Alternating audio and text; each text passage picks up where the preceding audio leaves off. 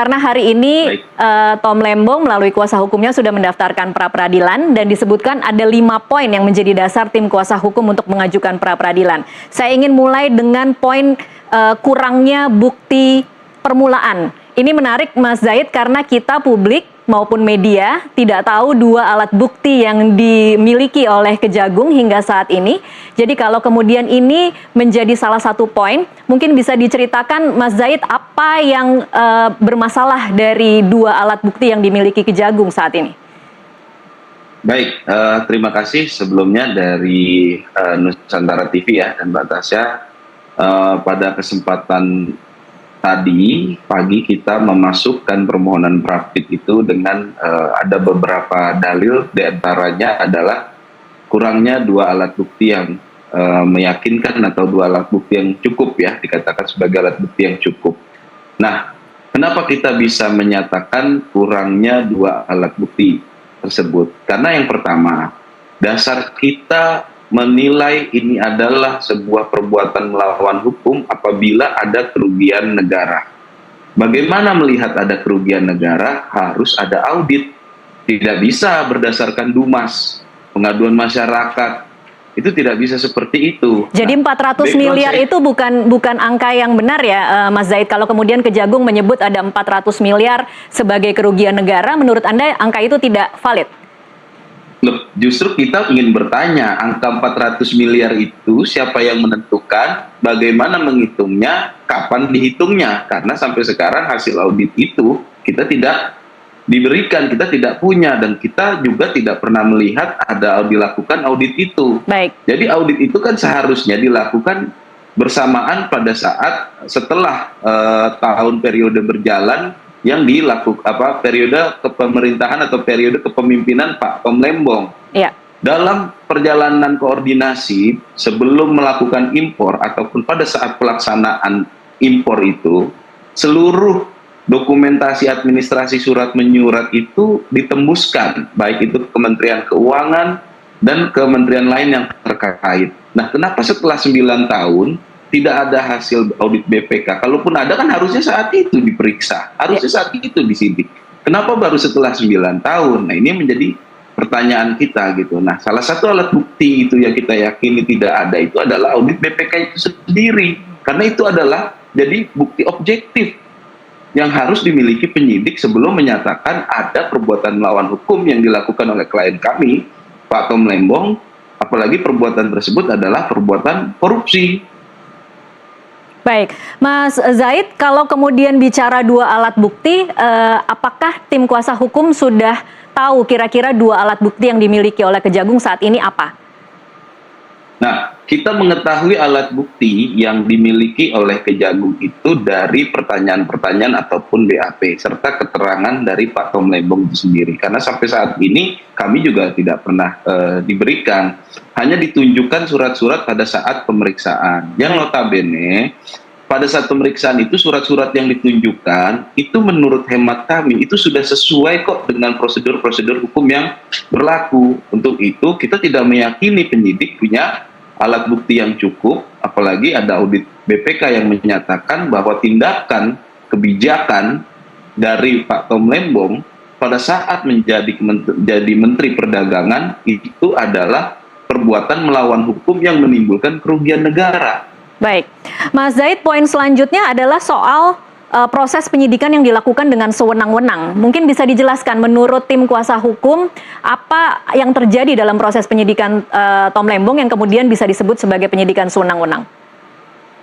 Oke, yang pertama, jadi kita mendapatkan salinan SPDP itu 29 Oktober ya, pada saat Pak Tom Lembong dinyatakan sebagai tersangka dan dilakukan penahanan. Nah, pada saat diberikan dokumen tersebut, kita merefer ini penyidikannya kapan pertama kali diterbitkan surat penyidikannya. Nah, di situ terinfo bahwa penyidikan dimulai 3 Oktober 2023, sekitar 9 tahunan yang lalu. Gitu. Nah, dari situ kita bisa melihat ini ada apa dalam 9 tahun. Yang selanjutnya, Pak Tom Lembong itu sudah 4 kali diperiksa. Berdasarkan informasi yang kita terima, pemeriksaan pertama itu di 8 Oktober 2024, kemudian di 16 Oktober 2024 sebagai saksi, 22 Oktober 2024 dan 29 Oktober 2024. Dalam 1 bulan 4 kali berturut-turut Pak Tom Lembong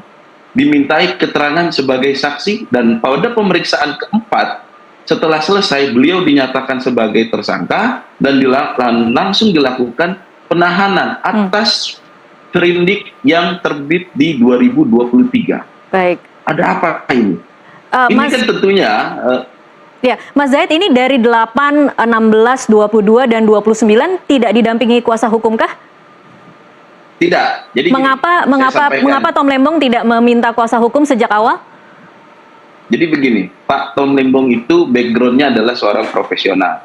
Dia bekerja berdasarkan ilmu pengetahuan dan jam terbang. Yang kedua, menurut dia berdasarkan ilmu profesional dan aturan yang sudah dia penuhi dalam pelaksanaan pekerjaannya, dalam melaksanakan tugas-tugasnya, dia tidak melakukan pelanggaran apa-apa. Apa Jadi buat rasanya apa mungkin dia dari didampingi sejak hukum? awal cukup percaya diri bahwa bukan dia yang ditarget sebagai tersangka begitu kira-kira, Mas Zaid?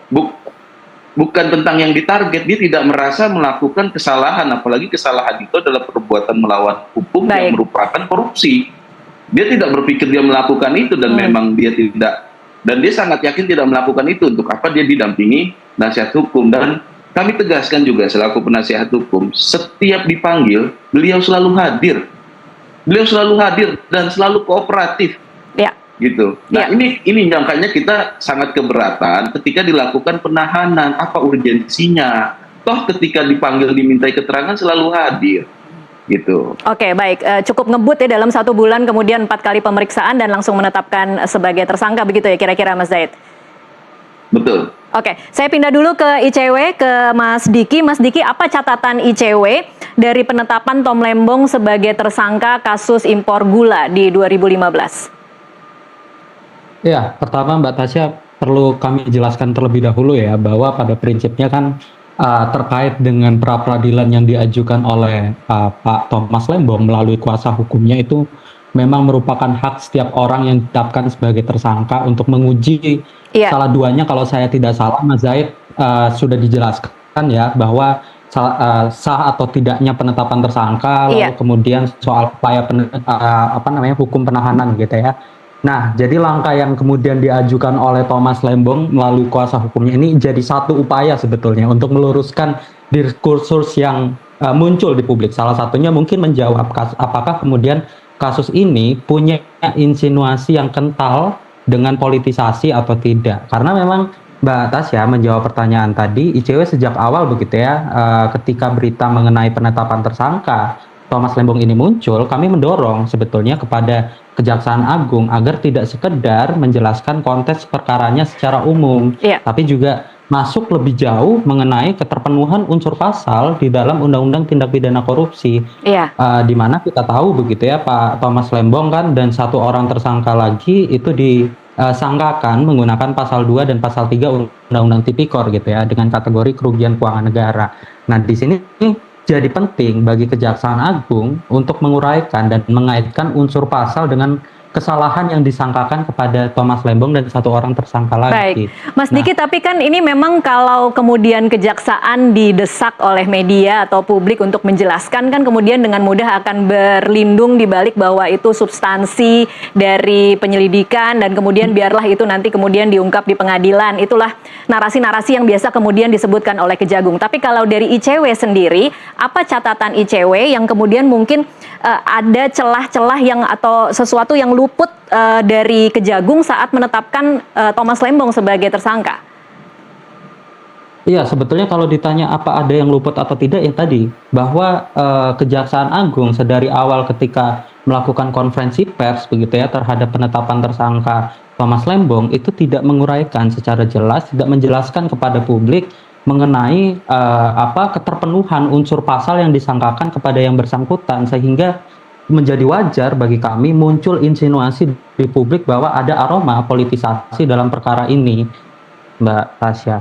Oke, baik. Saya ingin mengutip pernyataan dari rekan Anda di ICW yang mengatakan bahwa tidak semua kerugian negara kemudian bisa dikategorikan sebagai kejahatan korupsi. Mas Diki mungkin bisa bantu memberikan ilustrasi atau analogi sederhana agar publik kemudian bisa mengerti soal tidak semua kerugian ini kemudian bisa dikategorikan sebagai korupsi. Iya, tidak semua kerugian keuangan negara itu bisa dikategorikan korupsi karena tadi sebetulnya kan unsur pasal 2 dan pasal 3 itu tidak hanya soal adanya kerugian keuangan negara, tapi juga perlu membuktikan bahwa kerugian negara tersebut terjadi akibat adanya unsur melawan hukum yang mana itu dimaksudkan untuk memperkaya diri sendiri atau orang lain atau korporasi begitu. Nah, unsur melawan hukum tadi itu menjadi kunci penting sebetulnya untuk mengaitkan apakah kemudian kerugian negara tadi masuk dalam kategori tindak pidana korupsi atau bukan. Jangan-jangan gitu ya, itu hanya temuan audit yang berujung pada unsur administratif saja, Mbak Tasya. Baik.